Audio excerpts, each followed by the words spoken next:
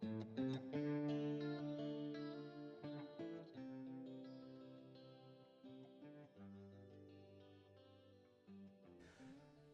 first encounter with the concept of the big lie came from Samuel Galou's play Give 'Em Hell Harry, a one-man show in which Harry Truman speaks for a couple of hours about his life.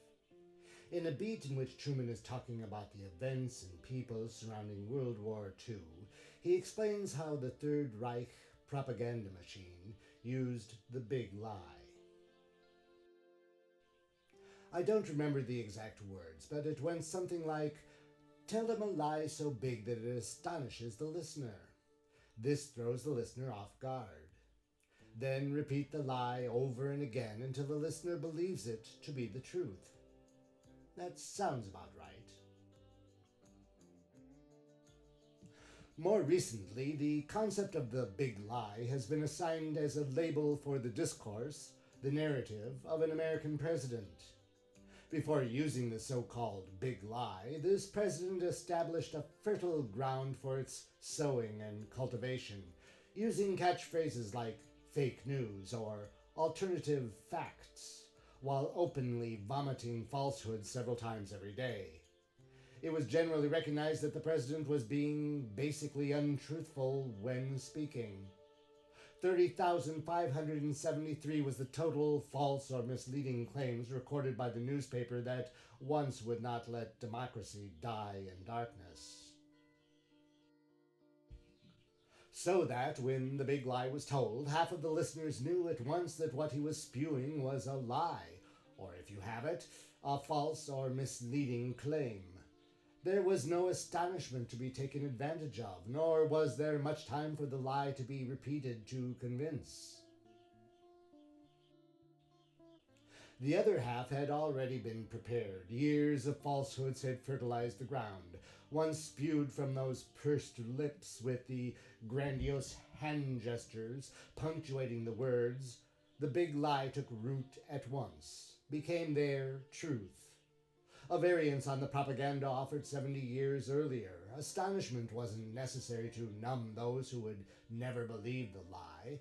They didn't matter. Instead, smooth preparation brainwashed those who were needed to believe it. The results are still developing as I speak these words. I think that nowadays a person with "I want to rule the world" complex would find it difficult to find a lie big enough to astonish. The tactic of preparing with a continuous onslaught of little lies is much more effective. A little lie can easily be understood, turned into a visual meme, shared, reposted, liked, artificially made viral through mysterious algorithms. When it is time for a big lie, there is already a massive public of listeners ready to simply take it in as another part of the truth they've been prepared for. In the telling of Down from the Hills, I wanted to include that concept of the insidious lie, the one that prepares the listener for acceptance of the larger lie. However, I didn't want to follow the person who accepts. I wanted to illustrate a little bit of the results of what happens to a person who allows the little lies to convince him up to the point of discovering that they are lies, either because of the big lie that follows, or because of a realization that what those little lies promised will never be. Both of the main characters in this story are victims of the subtle web of lies upon which they begin to build a belief system that later gets shattered. Joshua was fed the lies of being schooled into being a good American, an education that would help him to enter the pale-faced American society, just like any other white man, enjoy the freedoms and rights that, being an indigenous American, were generally not offered him. Dan is the perfect white male American, believed the lies of the American dream, but at some point realizes that he has been somehow cheated of that dream. It was never about the money. The entire follow the money advice for rooting out corruption applies neither to Joshua nor Dan.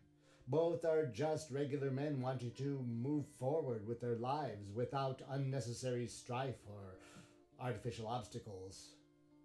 Both are offered lives with false promises that are meant to be shielded from revelation by the lies that are told around them. Dan does not ask for the ransom in order to have tons of money to spend after his escape. Dan actually knows that his probability of success is very, very low. Dan is not a stupid man, and jumping from a plane at 10,000 feet over a wild part of the countryside in the middle of the winter is hardly a good plan. He knew that. But again, it was not the money. Dan wanted to humiliate those who had done him wrong. I probably made it up, but Dan has been passed over for a promotion, or maybe Dan was unfairly fired from a job he was doing well. That was the backstory I based his character upon. He wanted to get back at those who had led him to believe he was on the right track to having a good life. His plan was not the great robbery. It was making a point, along with some satisfying vengeance. The longevity of his story is a testimony to his success in doing just that. Joshua was the simple Native American or American Indian, descendant of a people who were here first, then pushed onto lands that were not theirs by a president who was accumulating lands that were not his. The very president that the current big liar president hung in the Oval Office in his first term. There is a connection here.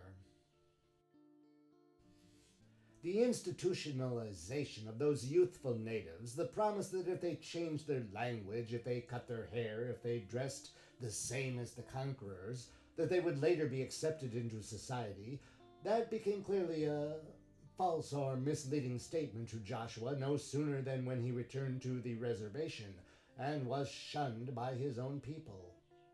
His transformation was a defeat, a sign of cowardice and weakness for his family.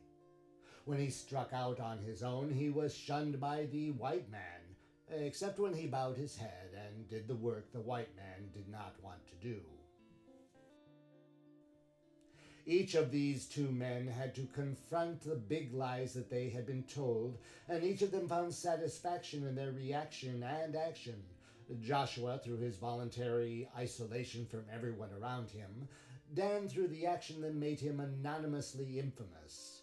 Both died in peace, while the lies continued without being able to touch them. Without truth there can be no trust. Without trust there can be no peace. Without peace there can be no life. Without life, thank you so very much for listening. Remember to check the description for links to transcripts and to the original story on the You're Listening to Radio Revel podcast, the Keyhole Witness series. And don't forget to listen, like, subscribe, and share. Cheers.